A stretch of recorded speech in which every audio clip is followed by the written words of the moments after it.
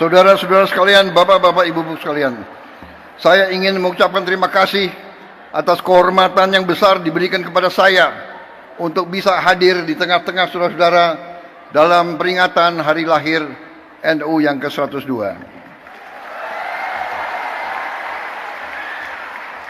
Begitu saya masuk aula ini, saya merasa suatu aura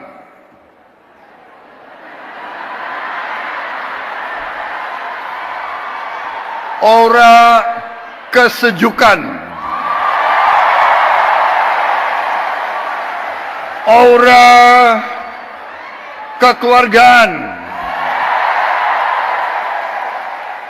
aura niat baik,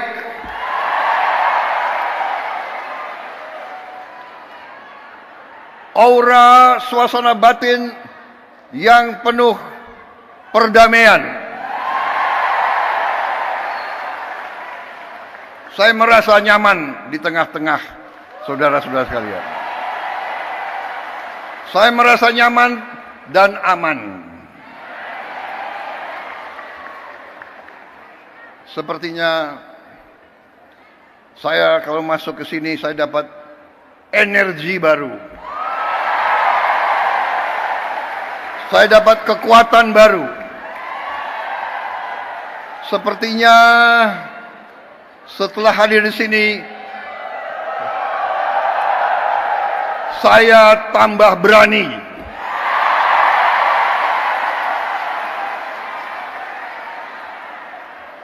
Dan saya tambah bertekad untuk tidak mengecewakan kepercayaan yang diberikan kepada saya. Dan saudara Gibran Rakabuming Raka dan semua anggota koalisi kami.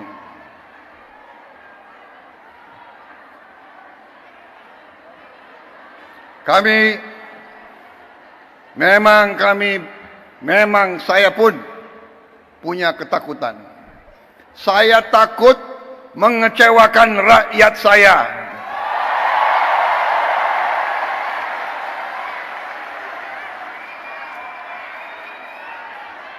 Saudara-saudara, saya kira tokoh-tokoh ulama yang ada mengenal saya, bahwa saya memang sudah lama saya dekat dengan kalangan ulama.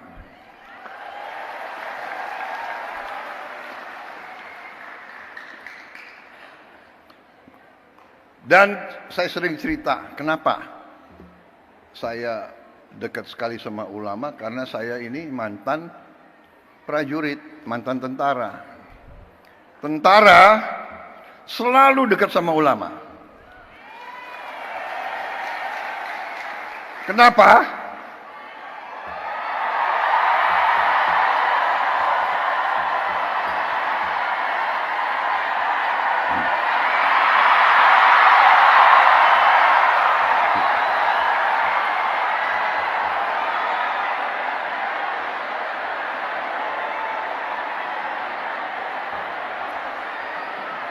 Kenapa?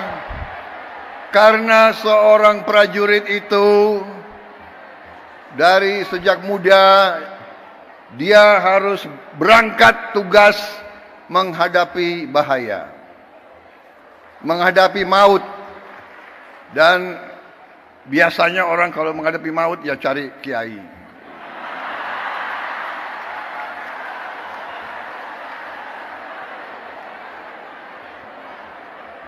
Jadi saya cari kiai ya dari muda, ya.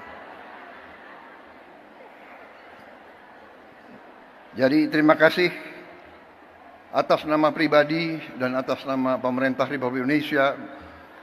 Sekali lagi selamat kepada NU. NU punya jasa besar terhadap lahirnya bangsa Indonesia. Perjuangan kemerdekaan berpusat di pesantren-pesantren.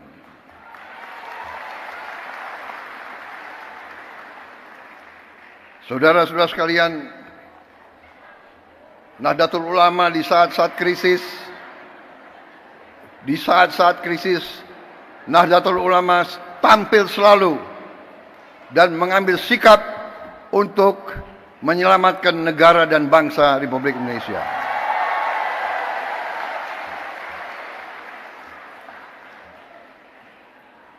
Proklamasi kemerdekaan Republik Indonesia diproklamasikan di Jakarta. Tetapi kemerdekaan Indonesia diuji di Surabaya, diuji di Jawa Timur, dan dalam pertempuran 10 November disitulah munculnya para ulama sebagai pejuang, perintis, dan pemimpin dalam membela kemerdekaan Republik Indonesia. Proklamasi lahir di Jakarta. Ujian terhadap proklamasi tersebut diuji di banyak tempat, yang paling besar antaranya di Surabaya. Karena itu, saya kira pantas bahwa tekad dari pemimpin-pemimpin saudara-saudara untuk menjaga warisan ini, dan saya sampaikan penghormatan saya bahwa para pimpinan NU dari masa ke masa konsekuen terus dalam menjaga bahwa Nahdlatul Ulama merupakan organisasi besar, rumah besar para ulama, para pemuka Islam yang memperjuangkan Islam yang damai, Islam yang sejuk, Islam yang rahmatan lil alamin.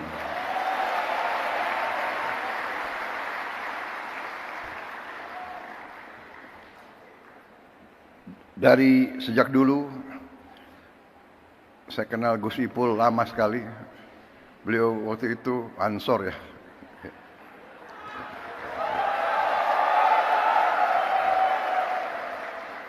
Dan dari dulu saya merasakan tekad NU, keberpihakan NU, komitmen NU untuk mempertahankan NKRI, untuk menjadi barisan terdepan pembela tanah air. Karena itu saya kira sangat pantas bahwa NU bisa dikatakan kelompok religius yang nasionalis.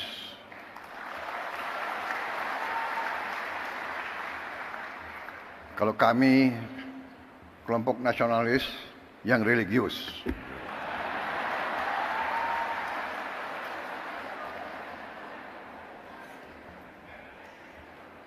Ini sebetulnya sudah disiapkan sambutan yang cukup panjang.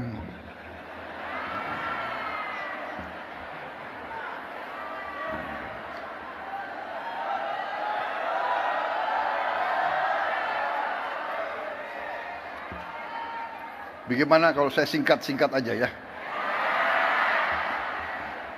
Kalian kan sudah bosan sambutan. Gitu. Betul.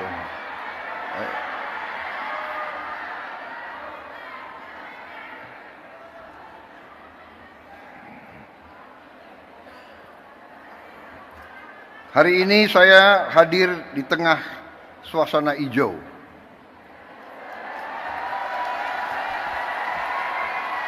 Bukan karpet merah yang saya injak, tapi karpet hijau. Ya.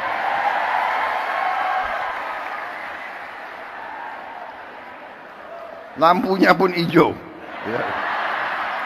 Untung saya pakai batik, ada hijaunya juga.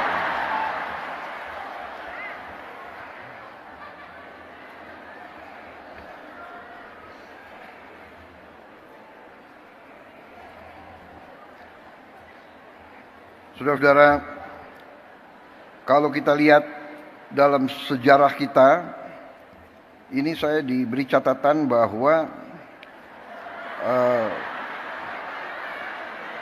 pahlawan nasional kita 13 orang dari Nahdlatul Ulama.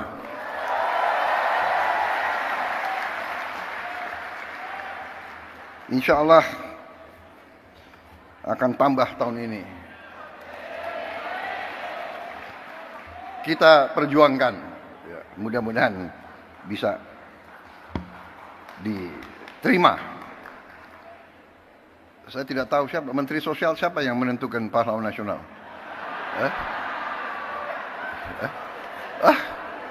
Bukan Menteri Sosial.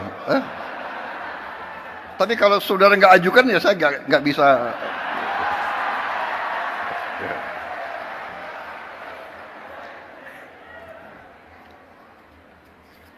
Di kabinet saya pun, kabinet Merah Putih, ternyata banyak sekali orang NU di dalamnya.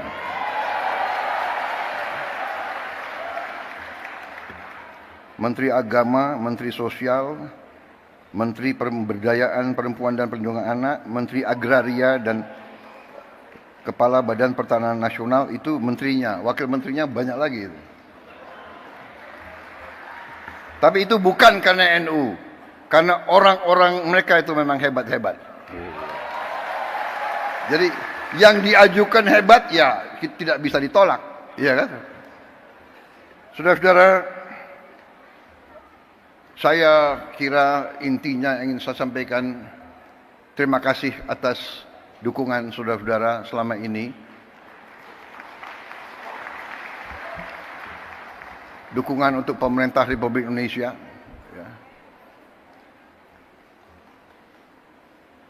Terima kasih komitmen saudara-saudara. Kita semua berkepentingan. Kita semua punya keinginan, kita semua bertekad ingin Republik Indonesia itu menjadi negara yang berhasil. Karena dalam dunia ini ada negara yang berhasil, ada negara yang begitu-begitu saja, dan ada negara yang gagal. Negara yang berhasil memang itu adalah sesuatu yang tidak bisa kita anggap bagaikan suatu yang jatuh dari langit. Negara yang berhasil harus kita bekerja keras, berikhtiar keras, dan kunci daripada keberhasilan itu adalah persatuan dan kesatuan dan kerukunan dan kerjasama. Dan di situ saya kira Nahdlatul Ulama memegang peran yang penting. Dengan mewakili kelompok mayoritas agama NU bersama Muhammadiyah, Persis dan lain-lain, mewakili kelompok mayoritas tapi dengan moderasi, dengan moderat, dengan kesejukan, dengan saling menghormati dan saling menghargai dan saling melindungi semua umat lain. Tadi ada foto dikeluarkan oleh staf saya, pinter juga dia. Foto saya dengan Gus Dur. Salah satu kepemimpinan Gus Dur yang patut kita teladani adalah komitmen beliau untuk mewakili Islam dalam moderasi, dalam kesejukan, dalam perdamaian. Saya kira ada suatu hal yang unik bahwa di zaman Gus Dur, kalau ada kelompok minoritas yang diancam oleh kelompok-kelompok radikal, justru NU lah yang tampil menjaga tempat-tempat ibadah tersebut. Saya pun, waktu saya menjadi ketua umum Gerindra, saya ingat contoh Gus Dur. Waktu ada peristiwa beberapa gereja, beberapa vihara diancam mau dibom, saya pun perintahkan Gerindra untuk menjaga gereja-gereja dan vihara-vihara tersebut. Ini artinya, saudara-saudara, kepemimpinan, keteladanan. Pemimpin harus berani memberi contoh. Walaupun mungkin tidak populer. Pada saat itu, Gus Dur mungkin kurang populer dengan banyak orang. Karena beliau berani. Sekarang pun, saudara-saudara, kita harus berani. Kita harus berani.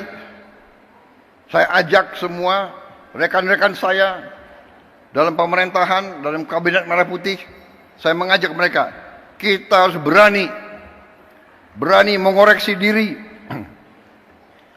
berani membangun suatu pemerintahan ke depan yang bersih, pemerintah yang bebas dari penyelewengan dan dari korupsi.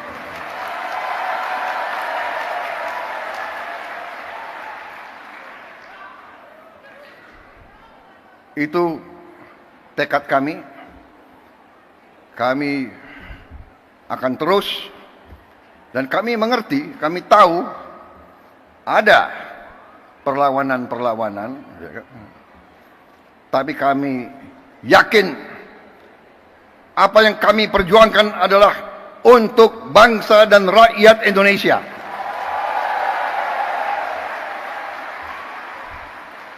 Kami tidak akan ragu-ragu bertindak.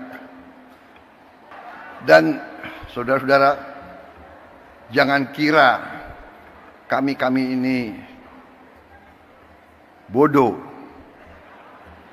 Memang ada yang mengatakan saya ini tolol, ada.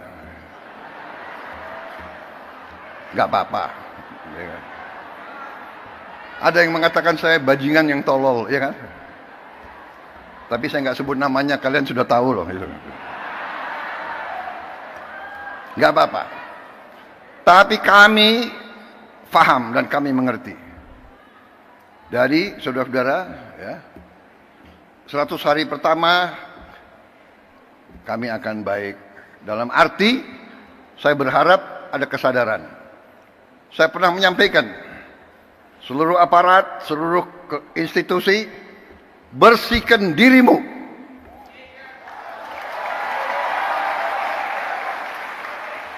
Sebelum kau dibersihkan.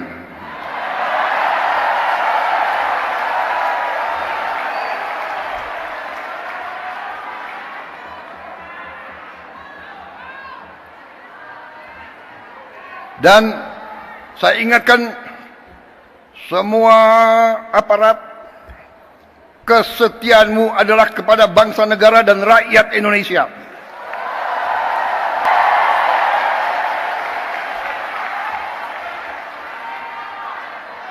Dan saya minta menteri-menteri, pemimpin-pemimpin lembaga, tidak ragu-ragu.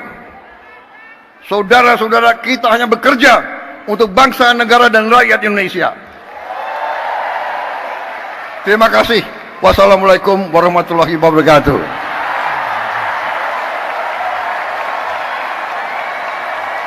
Selamat berjuang Nahdlatul Ulama.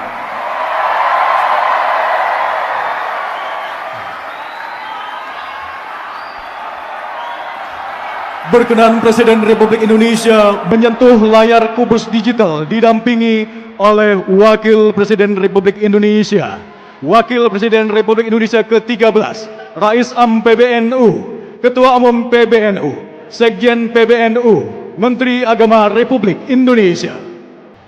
Mohon berkenan Bapak Presiden menyentuh layar kubus digital.